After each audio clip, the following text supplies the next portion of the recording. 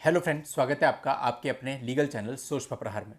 दोस्तों, आज जो मैं आपको एक पहलू समझाने वाला हूं ये बहुत इंपॉर्टेंट है।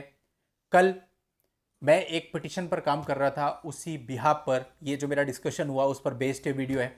और दोस्तों, ये वीडियो इसलिए भी इंपॉर्टेंट है क्योंकि जैसा इस मामले में हुआ, मैं ये समझता हूं कि बहुत सारे एजुकेटेड पर्सन ऐसे हैं, लेमैन ऐसे हैं जो कि इसी तरह से चीज़ों को सोचते होंगे।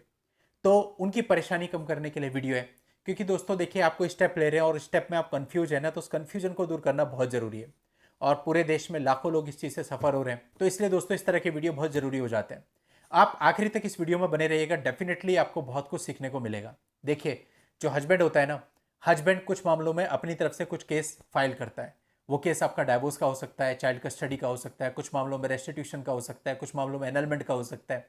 अब यहाँ पर लेमैन की सोच अलग होती है, क्योंकि उससे जो कानूनों के बारे में पता है अब तक, क्योंकि अभी तक वो कोई कोर्ट कचहरी तो गया नहीं, उसको सिर्फ उतना पता है जितना उसने पढ़ा, देखा और सुना, यानी सुनी सुनाई बातों तक ही अभी उसका दायरा है।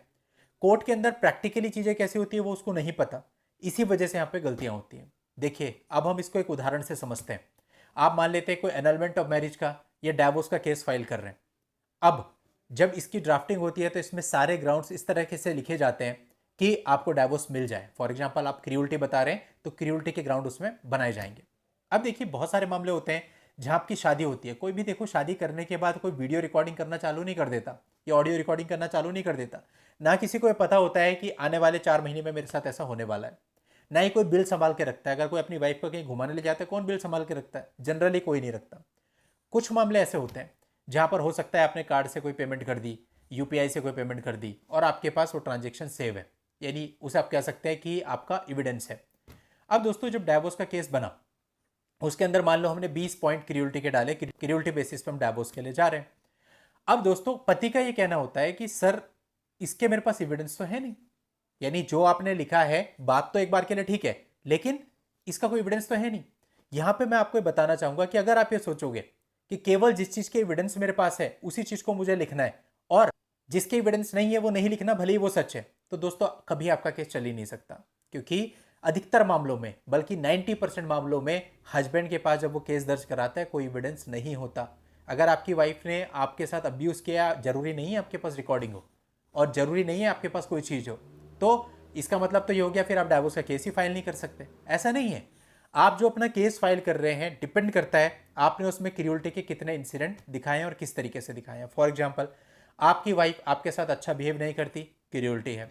आपकी वाइफ अगर आपके साथ फिजिकल अब्यूज करती है, क्रियोलिटी है। आपकी वाइफ दूसरों के सामने आपको डिफेम करती है, आपके एम्प्लॉयर के सामने आपको डिफेम करती है, क्रियोलिटी है। आपकी वाइफ आपको प्रेशराइज करती है कि आप अपने पेरेंट्स से मत मिलो, ये भी क्रियोलिटी है। आपकी वाइफ आपके साथ शारीरिक संबंध नहीं बनाती है, ये भी क्रियोलिटी है। आपकी वाइफ आपके रहते किसी और के साथ रात रात भर चैटिंग करती है, ये भी क्रियोलिटी है।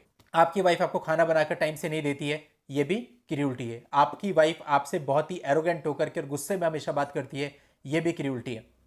तो क्रियोलिटी के बहुत सारे इंसिडेंट हो सकते हैं। अभी जितने इंसिडेंट मैंने बताए ना, ये सारे घरेलू इंसिडेंट्स हैं। इसमें से अधिकतर के कोई एविडेंस आपके पास नहीं होते, लेकिन इसका यह मतलब नहीं है कि इन घटनाओं को आप दिखाओगे नहीं। ये घटनाएं आप दिखाओगे तभी आपको डाइवोर्स मिलेगा, क्योंकि तभी क्रियोलिटी मानेगा कोर्ट। क्योंकि क्रियोलिटी का ग्राउंड हस्बैंड के पर्पज से वैसे ही बहुत वीक होता है। अब जो इंसिडेंट आपके साथ हुए हैं आप उसको भी मत लिखो, तो फिर बड़ी मुश्किल हो जाएगी। क्योंकि दोस्तों, बहुत समय पहले मैंने एक वीडियो बनाया था कि केवल दस्तावेजी साक्ष्य या इलेक्ट्रॉनिक साक्ष्य, इलेक्ट्रॉनिक एविडेंस या डॉक्यूमेंट्री एविडेंस ही सब कुछ नहीं होते। आपकी ओरल टेस्टिमनी बहुत इंपॉर्टेंट होती है। अब देखिए, जो भी आपने अपनी पिटीशन में लिखा वो सब सच था, और आने वाले समय पे जब आपका एविडेंस होगा तो वही सारी चीजें आप शपथ पत्र में भी लिख करके दोगे। उसके बाद सामने वाली पार्टी का जो वकील होगा वो आपसे क्रॉस करेगा।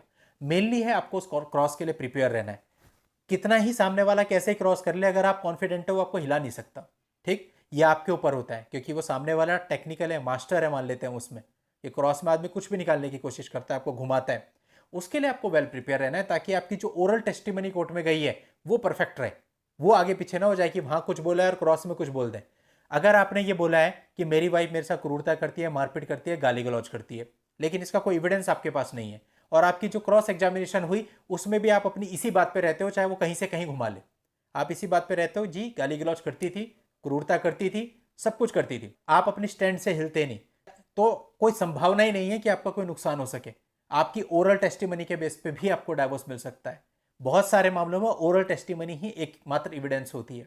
तो दोस्तों, इसलिए इन सारी गलतफहमियों को छोड़िए, आपके पास एविडेंस है या नहीं है। अगर सच्ची बात है और आपको परेशान एक्चुअल में किया गया है तो उन सारे इंसिडेंट को प्रॉपरली आप अपने पिटीशन में मेंशन कीजिए और अपनी ओरल टेस्टिमनी यानी जब आपकी क्रॉस एग्जामिनेशन होगी तो बिल्कुल अपने वर्जन पे स्टैंड रहिए, अपने वर्जन से जरा भी आपको हिलना नहीं है।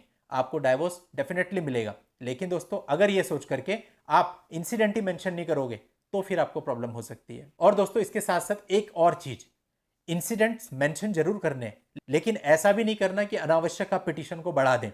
आपको पिटीशन का एक कंसाइज साइज रखना है। 11-12 पेज की पिटीशन है आपके, 25-30-40 पॉइंट है, ठीक है, मतलब एक नॉर्मल साइज आपका होना चाहिए।